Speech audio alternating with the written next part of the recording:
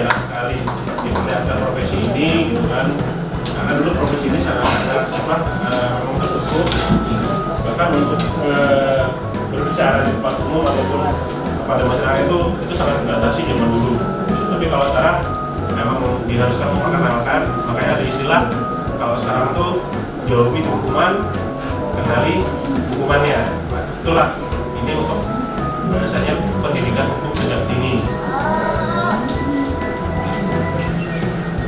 Ini mungkin bisa dilihat. Nah, ini kalau di Jepang dia seperti ini pakaiannya. Di Korea, ini film-film Korea kan kayak gini, itu kan. Ya logika beda.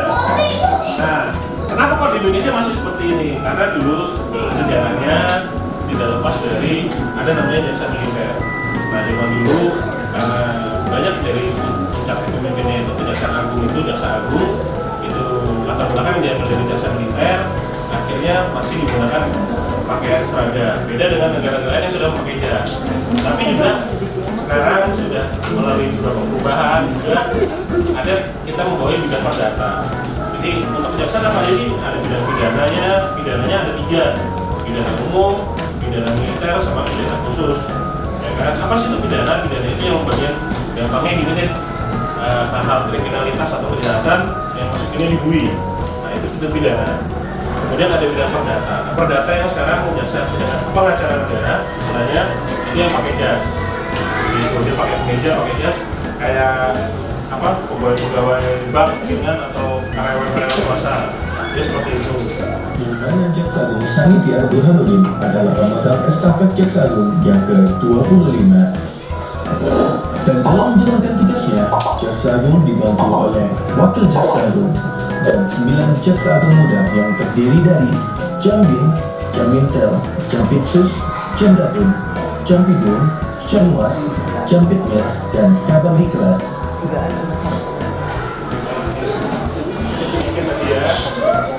Oh ya, ada istilahnya sini Jamintel atau intelijen. Nah intelijen itu jangan bayangin kayak James Bond atau apa, enggak. Ya kan, kalau suka nonton film action seperti itu ya kan. Nah intelijen itu dari kata intelijensia, yaitu kepintaran, kecerdikan, ya kan. Jadi kalau intelijen itu buat negara ini siapa tahu mau jadi kedepannya mau jadi di intelijen negara atau apa kan seperti itu juga profesi. Gitu. Itu menggunakan kecerdikan apa kepintaran. Nah apa yang sekarang dilakukan sama mungkin Bapak atau apa sebenarnya bagian dari intelijen apa? Penyuluhan hukum atau istilahnya sosialisasi profesi, pengenalan.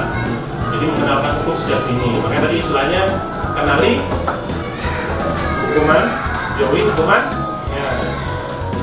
Saya bekerja sebagai konflik program asisten di IFA. Ini salah satu beneficiaries dari kantor IFA tersebut.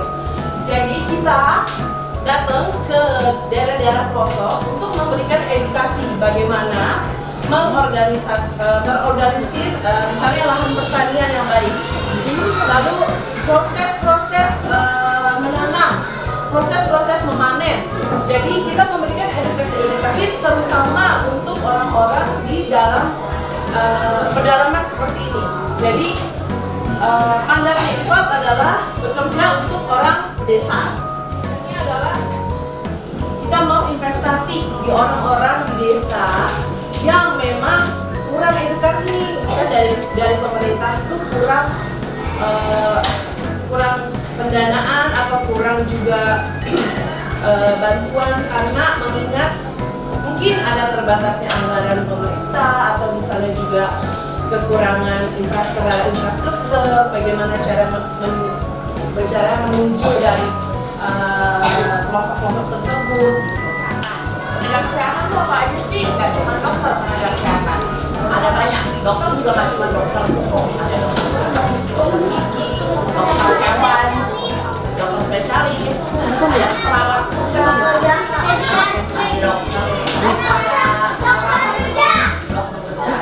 olahraga juga. Nah kalau spesialis itu banyak. Ada spesialis anak, spesialis bedah, spesialis THT yang ngurusin kuping, spesialis kulit. Nah kalau aku dokter umum, jadi yang paling general practitioner kalau bahasa Inggrisnya. Nah kerjaan aku nanti ya tugas. Dokter apa sih?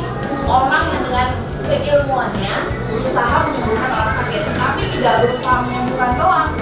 Kita harus kasih tahu juga cara hidup yang benar bagaimana supaya kalau kita udah kasih tahu orang-orang nggak sakit kan. Jadi kita harus kasih penyuluhan di mana-mana, kasih tahu cara makan yang benar, kayak cara mandi yang benar bagaimana, cara hidup yang sehat, biar orang nggak usah perlu ke dokter lagi untuk sakit gitu, biar nggak ada orang sakit. Nah yang pertama kita lakukan itu promosi kesehatan supaya orang sakitnya nggak ada.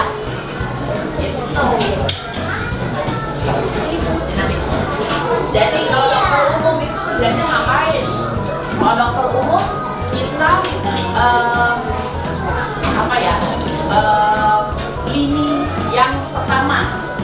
Jadi biasanya kalau kamu ngikutin kayak di klinik atau di puskesmas, kalau kamu berobat, kamu ketemunya dokter umum dulu. Nah nanti dokter umumnya tanya-tanya kan, nanti dokter umumnya baru mikir nih, dia perlu ke dokter apa ya? Atau aku udah bisa obatin sendiri nggak ya? Kalau penyakitnya masih dulu aja atau yang gampang-gampang deh, buka baret, biasanya aku masih bisa nanganin. Tapi kalau misalnya penyakitnya udah sulit, kayak dia buntu nih harus dioperasi nih, aku kirim ke dokter jantung ini. Atau misalnya ini anak gak sembuh-sembuh udah diobatin nih, aku kirim ke dokter anak gitu.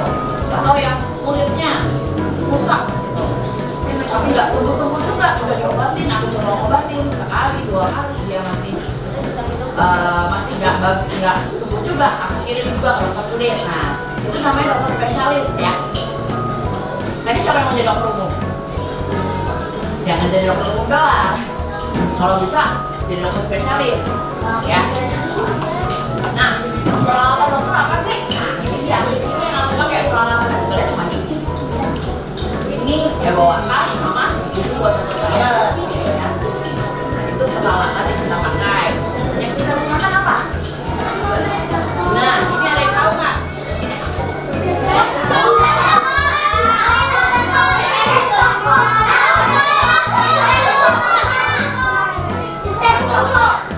Ya, gunanya buat apa sih?